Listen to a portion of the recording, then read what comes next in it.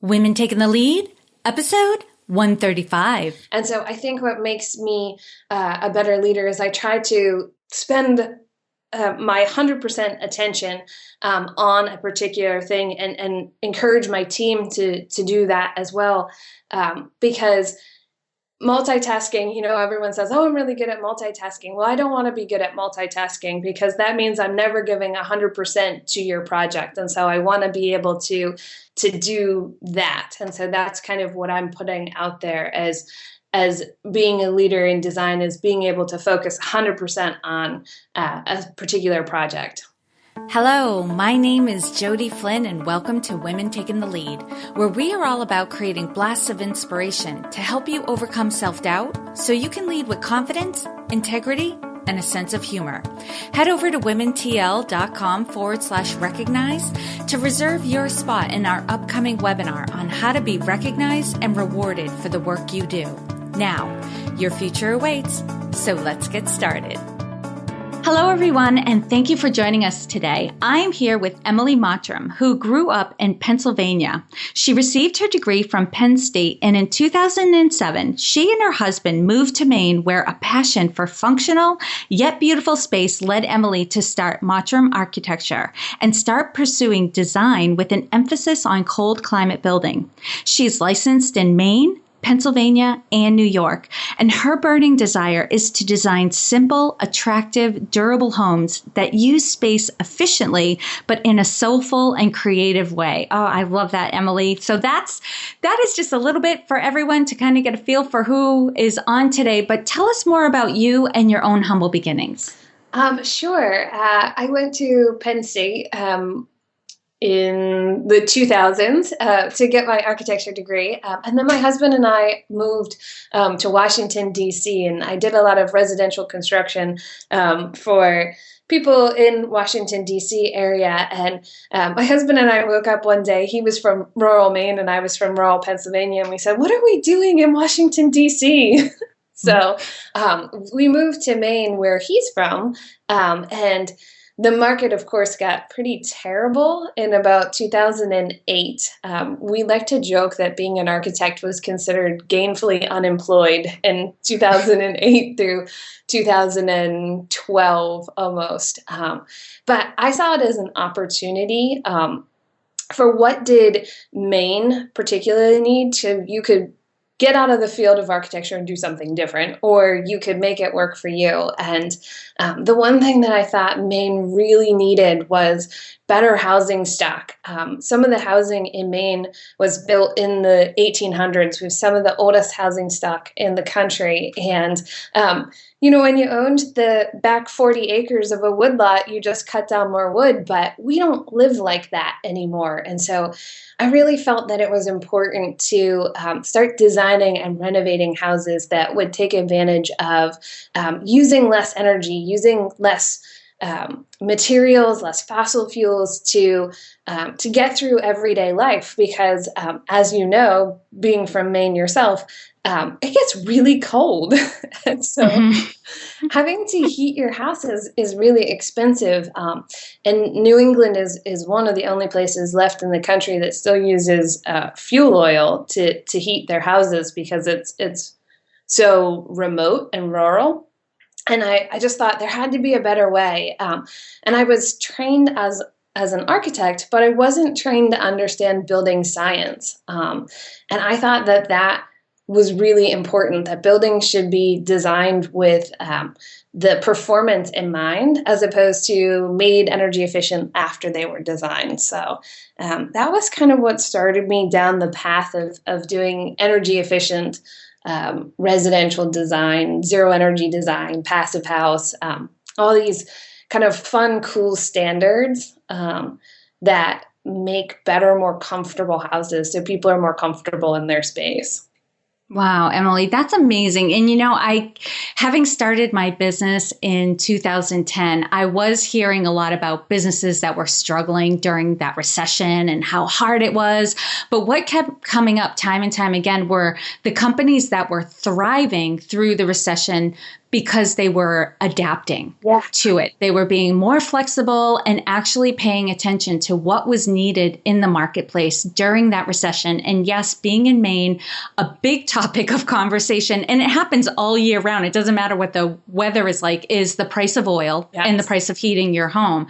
Big topic.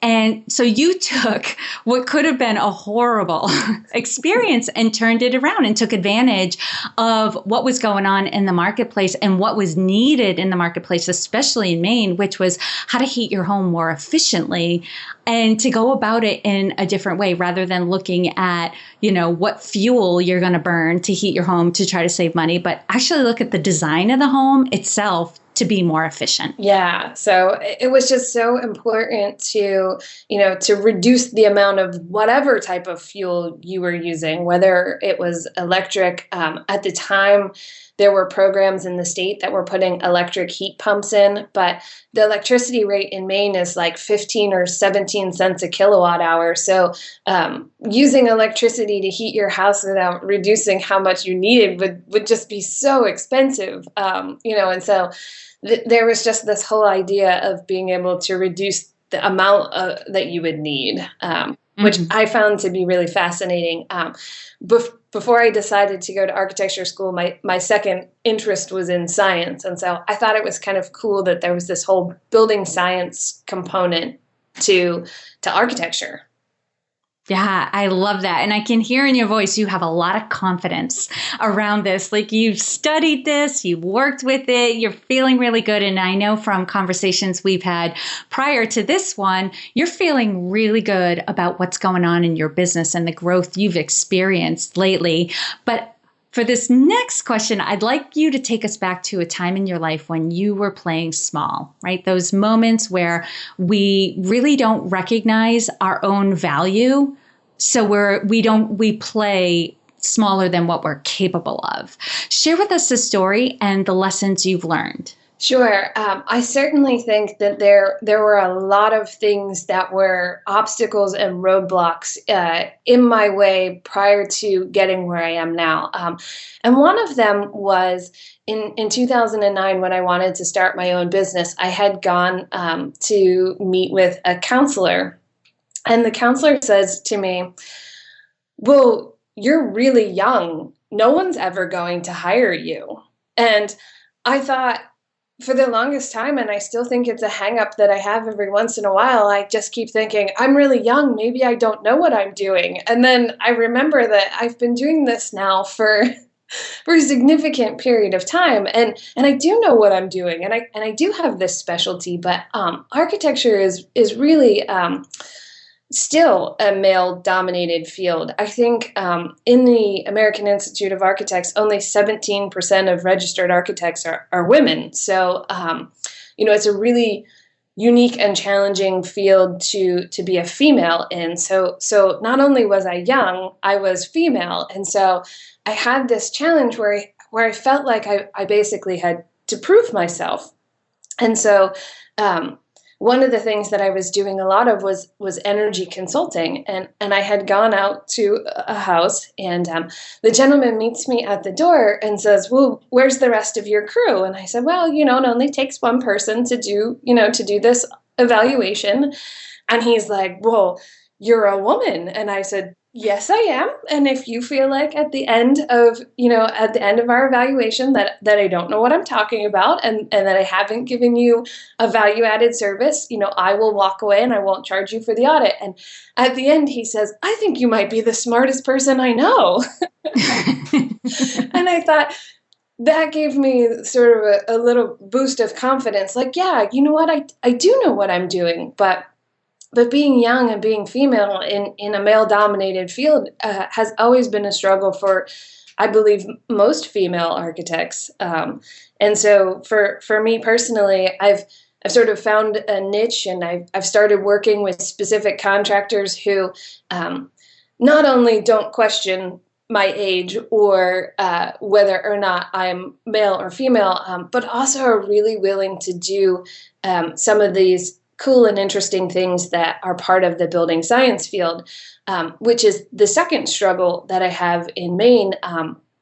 typically in Maine, contractors have, worked for their dad who worked for their dad, and they've been doing it this way for 25 years. And when you're building a super energy efficient passive house or net zero structure, it's a different way of building.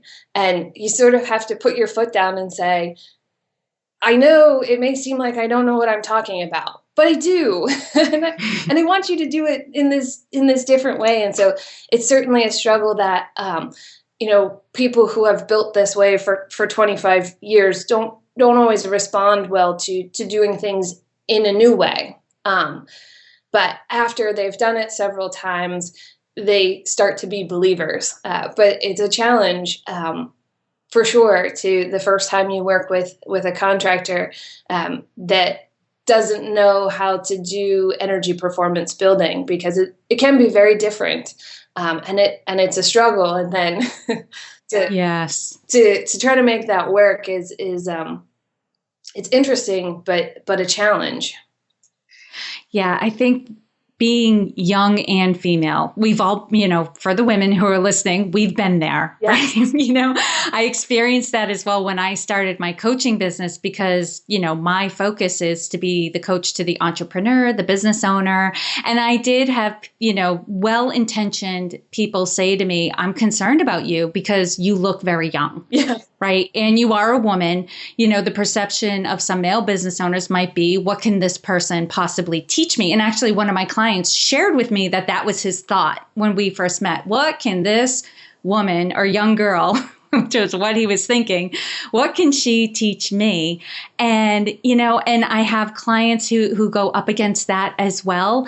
And the advice I give them is exactly what you did, Emily, is just keep doing what you're doing. Right? Showcase your expertise, focus on what you're good at. You can only continue to just put one foot in front of the other. And as you build up a caseload and case studies and testimonials, you'll win people over. But, the bias is going to be there, and it comes from women and men. It's not just men who think this way. I've also had women who thought the same thing. She's so young. Oh, absolutely. Absolutely. Yeah. And, it just takes time, because we all have some expertise and some area that we're really good at. That's where our value comes from. And so lean into that. That's what I say. Just keep believing, give people time, let them be won over. And I think people want to be won over, but they're very skeptical at first. So I love that approach you took, where it was just like, if you're not happy at the end of this, it will be free, or please trust the method to my madness. Yeah. There's a reason we're doing this. And I found typically when I back it up with, just like you said, case studies, the education, anybody who's ever met me knows that I'm a serial student. I just took a 2-week class in New York City to get another energy certification, because I think that, it's so important to keep up with the technology and everything in your field, but I just like to learn. And so generally I find that after someone has talked to me and we've talked through a project, they start to get on board, and so I would encourage anybody just to, believe in yourself, and then people will start to believe in you. I mean, even the gentleman that said, you're really young and no one will ever hire you, till I left that meeting, he was like, wow, you really know what you're doing. How are you going to find people to work with you? And I'm like, oh, okay. We'll figure it out. Isn't that what you're supposed to help me with? So true. But look how far you've come. My goodness. Yes. It's amazing. So let's segue into the time in your journey when you had a wake-up call. So Emily, take us back to that moment. And for some people, it's like an epiphany. It's a lightning bolt. For some people, it's a slow awakening. But there's a moment when you're ready for action. Share with us that moment and the steps you took that led to your success. Sure. So I think that moment came for me. So I started my business in 2009, and whenever you start a new architectural business, I think, unless you have a client base that you bring with you, you essentially have to start from scratch. And so I was doing a lot of energy consulting at the same time, because that was something that really played well into my practice. So I was teaching and doing energy consulting and doing projects through my business. And I woke up one day going, I'm working like 90 to 100 hours a week, and I'm not focusing on my business. So I'm doing all of these things because I'm afraid to take a leap and just do it. And I was traveling all over the country doing large-scale energy consulting for a company out of South Carolina, and I finally said, no, this isn't what I want to do. The energy performance is absolutely, important, but I want to bring that to architecture and create these soulful and beautiful places, and that's what I have within me that I really wanted to do. And I finally said, it'll never happen if I don't just make the commitment. I'm tired of working 100 hours a week and feeling like I'm never giving anybody 100% of me because I'm so stressed out, stretched thin, doing all these things. And I finally said, okay, I'm going to cut back on the consulting, and I'm going to actively pursue the work that I want to do. And when I stopped doing all the things I didn't want to do, all of these opportunities presented themselves for things that I did want to do. And so I feel like you have to just open yourself up to the really scary things, like taking that leap. And I'm extremely lucky because I have a very supportive husband who said, yeah, go for it. We'll make it work. And so I did that. And that was sort of the wake up moment for me, which was, part of what I bring to architecture with this energy efficient and soulful spaces is to give people, their own lives, their own space, not spend as much on their houses, really enjoy these beautiful spaces that I wasn't enjoying my own space. And so I think that once I kind of let go of all of that, I was able to concentrate more on what I wanted to do and be in a happier place with my business. So yeah, I've heard that story time and again, or some similar stories, I should say, that whole concept of doing work you don't want to do because it's the work that's coming at you. Right. Right. Knowing that there's work you'd rather be doing. And you summed it up so perfectly, where you have to take that scary step of saying no to the work you don't want to do first. Yes. Right. Really not knowing what's going to come. But every time I've heard somebody tell this type of story, they all say, just like you did, and then opportunity after opportunity in the work I wanted to do started showing up because I had more space for it. Right. And that can be so hard to take that first step, but you're so right. If we just take what comes at us without discerning whether or not it's the work we're meant to be doing, it's the work we want to be doing, we'll get busy really fast doing work we don't want to be doing. Exactly. And that was basically what happened is I was doing, a bunch of important work. And that was what was also challenging, was to let go of things that I knew I was doing something important, but it wasn't what I wanted to do. And so, it took a little bit to kind of let go of that, because it's a little scary to say, if I let go of this, will something else fill the place? And it does, when you kind of, stop doing the different quadrants, the busy and important to not important and not urgent, and, start really working on important but not urgent aspects of your business. So. Yeah, the stuff that will really move it forward. And I heard a quote, it's not recent, but I started taking it on recently when I noticed I kept getting into this cycle of like clearing my plate and then filling it up again, clearing my plate and filling it up. And I always bring myself back to that point of overwhelm, right? Where it's just like a slot machine when it's like, it all falls apart, right?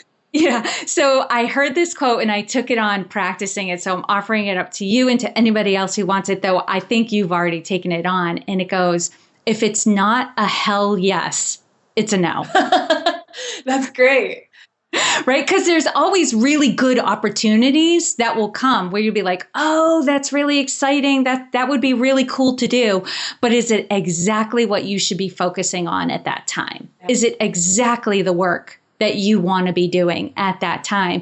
Because oftentimes the things that will send us into overwhelm come in a pretty package. Right. They look good. They look exciting. So we say yes. And before we know it, we're in overwhelm. So if it's not a hell yes, it's a no. It's a no. That's a great quote. I think it was, I read a lot of business books, and I think it was in Dave Ramsey's Leadership book that he said, if you take on everything that comes to you and you don't have a mission statement and an idea behind your company to weigh new projects against, does this meet our mission? He's like, you'll find out you climb to the top of the ladder and the ladder is leaning on the wrong building. So yes. I always thought that was really fitting. Like, oh yeah, you take on all these projects and you might be really successful and you get to the top and you're like, wait, I wanted to be on that building. Right. You got fooled because you were climbing. Right. You were still climbing. You were still achieving. You were still seeing success. You just landed in the wrong place because you weren't paying attention to where you were going. Oh, I love that. All right. And Emily, this is a great segue because what I want everyone to get is there's no one way to lead. We're all different. So we're going to lead differently. We have different strengths, personality styles. And for you, you've done a lot of reading. You've read a lot of, you're a lifelong learner. You've read a lot of business books. So how would you describe your leadership style? Gosh, that's a good question because I don't know if you've ever taken a DISC survey. I have.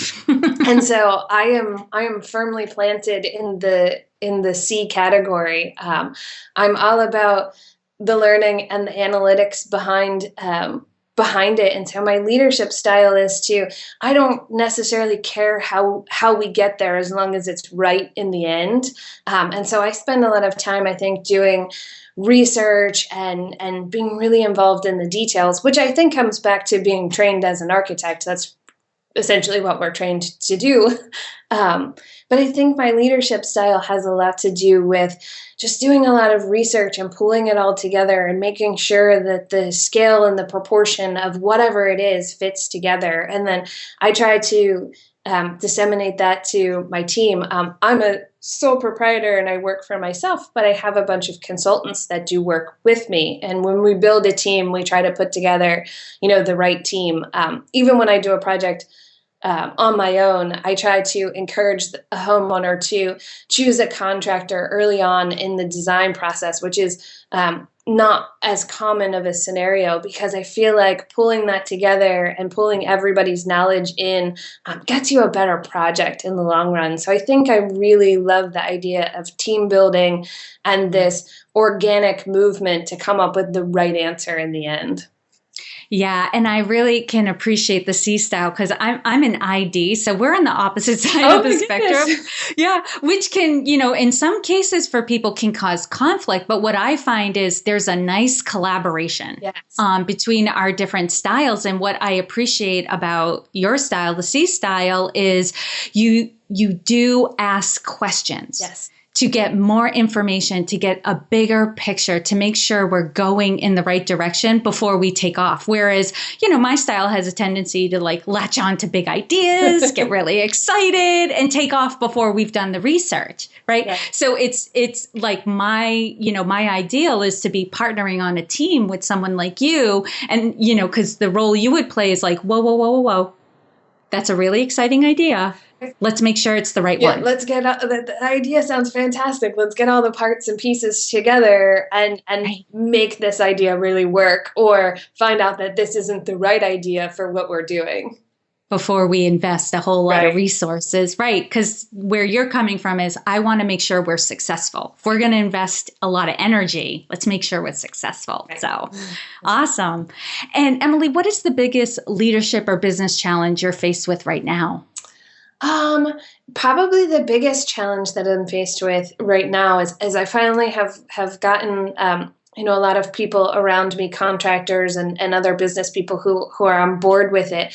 The biggest challenge I have right now is education. People aren't yet asking for these things that they want because they don't know what it is. So a lot of times when someone will go and build a house, they'll say, well, I'll just, order a plan set online and have a contractor build it, or the contractor will know what they're doing. What do I need you for? And so architecture as a profession, I think we've sort of shot ourselves in the foot on this, as we bring so much to the table and people just don't know they need you. And so, especially in the net zero design and the super energy efficient design field, is that people don't know that they need that. And unfortunately, the hardest thing to change in a building is the insulation. And it's the first thing that gets cut out of the budget when the budget comes in over budget. And it's it's mind-boggling to me. And so my biggest challenge right now is really just getting the word out there and explaining to people, in terms that they understand. Like, you want to be comfortable in your house, and you don't want drafty windows, and explaining the sort of principles behind it, because people don't know what they don't know. So that's been the biggest challenge, I think, for me. And Emily, have you read The Storyteller's Secret? I have not. You want to add that to your list, because that book is all about that, how people don't really like to ingest facts and figures. Like, they need them to some extent to help make a decision, but what they really latch onto is the story behind those facts and figures. Oh, I will definitely add that to my list, just because I'm in such a technical field. Sometimes I have to rein myself back in and say, no, they don't care about the details here. They don't need to know the heat flow and building performance. What they want to know is that they're going to be comfortable in their space, and that they're not going to grow mold because they don't have condensation. And Right. And that's exactly it. And, in the highly technical fields, because I can also think of, my lawyer as well. Right. I'm like, I don't want to know the details. It's what I pay you for. Exactly. I trust you. Tell me what I need to know. Tell me what I need to know and where I need to sign in order to make this work the way it's supposed to. Right. Like, tell me the story. Give me paint big strokes, broad picture. Where are we going? Great. Where do I sign? Right. Yeah, exactly. And on the flip side, Emily, what's one thing you're working on right now that you're really excited about? So I am super excited. I partnered with Clear Conscience Construction in Cumberland to basically create a couple of zero energy prototype houses. So the first one has been up and live since October of last year. And we saw our first zero electricity build. The whole house is electric. And so there's solar panels on the roof, and she paid nothing in electricity in the month of May, I believe, which was super exciting. And the second house is going up. And essentially, one of the hardest things in architecture is people can't actually see plans in 3 dimension. So we wanted to be able to show someone what they can have. And so we're working on these zero energy prototype houses where they built one as a prototype that they can show to people and rebuild over and over again, slightly modified if there are changes that need to be made. But they just had an open house at the first one. The second one is going up, and everybody that came through said, this is fantastic. There's nothing on the market like this right now. And so we were really pleased with the response that we got on the project, because we think it's cool, but we want other people to think it's cool as well. And so I'm really excited about where that's going, and getting maybe some more developer builders on board with doing a similar project where we can basically create these great houses with great space for people that can't necessarily see, what's this plan going to look like in 3 dimensions? Like, what will it look like when it's done? That's very cool. It's kind of like the Storyteller's Secret, where they get an experience of it. But in this case, they actually get to go in and touch it, yes, and feel it and see it and be inside. Yes. So that's really cool. So, all right, Emily, now I'm going to do a quick leadership roundup. So tell us, what is one practice you have that helps to make you a better leader? I think the one practice that I have is I don't answer my phone or my email all day long, and that I've really put it down where I take chunks of time and I concentrate on a particular project without the distractions, because I feel like in our society today, we can really get caught up in immediate response to emails and the phone ringing. And so I think what makes me a better leader is I try to spend my 100% attention on a particular thing, and encourage my team to do that as well. Because multitasking, everyone says, oh, I'm really good at multitasking. Well, I don't want to be good at multitasking, because that means I'm never giving 100% to your project. And so I want to be able to do that. And so that's kind of what I'm putting out there as being a leader in design, is being able to focus 100% on a particular project. Yeah, I'm not a big believer in multitasking. When, for me, multitasking equals being pretty good at a bunch of things. Right. Happening all at once, but you're not at your best and you're not bringing excellence when you're multitasking. There are times in life when we have to multitask, right? We don't have a choice. Things are being thrown at us, and that's what needs to happen. But that's not the foot I want to lead with. Right. If I had a choice. I agree. Yeah. And Emily, what's one book, and this will be tough for you because I'm sure you have a lot, but what is one book that you would recommend to a woman to help her develop her leadership? The E-Myth is probably the best book that I've read. A book that I would highly encourage anybody who is in any kind of either leadership position in their current company or thinking about starting their own business, because it makes you think about business and work differently. Because a lot of businesses are started by somebody with a technical skill where they basically just create a job for themselves, which isn't the same as creating a business. And so you start to look at what are all the parts and pieces that come together to make a successful business. And I think it makes you better in your current job, or it gives you either the courage to take the leap and start your own business, or say, you know what, that's not really for me. So, yeah, I love it. It's very strategic. And I remember when I read it, I was like, you know what, I think I'm going to take a day off from my business, and read this book and think about and put into practice all of the things that he was talking about. Yes. And it was mind blowing. It was mind blowing. I think everybody should read that book before. I think everybody should read that book. Yes, before they start their business. Yes. Right. And Emily, what advice would you give your younger self? My younger self. Well, my mom raised us to believe that we could do whatever we wanted, and all we had to do was work hard at it and expand. But I've also read the Robert Kiyosaki Rich Dad Poor Dad book, and I think I would have given my younger self more space to think outside the box, to look at things a little bit differently, and to look at everything as an opportunity, And so I work outside the box in architecture in the field that I'm in, but I don't know that I ever gave my life the ability to be like outside of the go to school, get a job, do all that. And so even though I started my business before I was 30, I still think that had I had a broader thought process and everything, I probably, would have done things a little differently. Absolutely. And now share with us a success quote or a mantra and why it has meaning for you. I guess my mantra is constant pursuit of knowledge.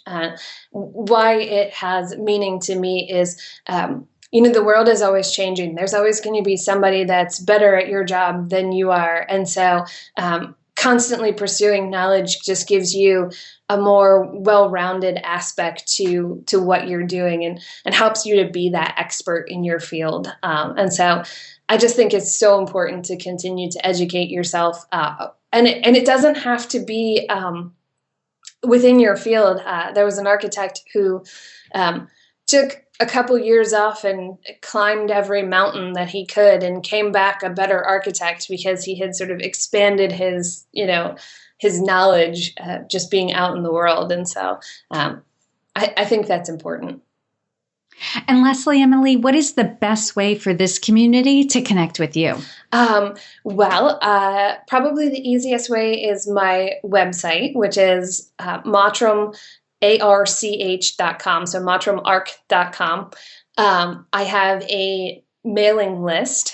So anybody who wants to be on the mailing list that's even remotely interested in zero energy, net zero, energy efficient design, I try to put out a monthly newsletter, just what's going on in the world, what does it mean, just trying to educate more people so that they realize that this is something that they want. So I have a blog, I have a newsletter. All this stuff is really easy to get from my website, or you can always email me at emily@mottramart.com. Mm-hmm. And I'm on the mailing list because I find this topic just fascinating. I really do. It's so cutting edge. I'm like, this is cool. Even if you have no interest in ever building or designing a house, it's just interesting information, and you never know who you might run into that is interested. And you can say, hey, I got this great newsletter and you should totally, check it out. And so I find that people sometimes just follow along because they think it's cool. Yeah, it is. All right. And for those of you listening, you can find all the links and resources shared at this episode at womentakingthelead.com. And Emily, thank you so much for taking the time to inspire and enlighten us. We are all better for having met you. Well, thank you for having me. I appreciate it. Thank you for joining me on Women Taking the Lead. Are you ready to take the lead in your own life? Head over to womentl.com/recognized to reserve your spot in my upcoming webinar on how to be recognized and rewarded for the work that you do. And to strengthen you on your leadership journey, I'd like to send you off with a quote from Marianne Williamson. Our deepest fear is not that we are inadequate. Our deepest fear is that we are powerful beyond measure. It is our light, not our darkness, that most frightens us. We ask ourselves, who am I to be brilliant, gorgeous, talented, fabulous? Actually, who are you not to be? You are a child of God. Your playing small does not serve the world. There is nothing enlightened about shrinking so that other people won't feel insecure around you. We are all meant to shine, as children do.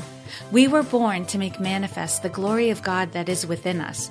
It's not just in some of us, it's in everyone. And as we let our own light shine, we unconsciously give other people permission to do the same.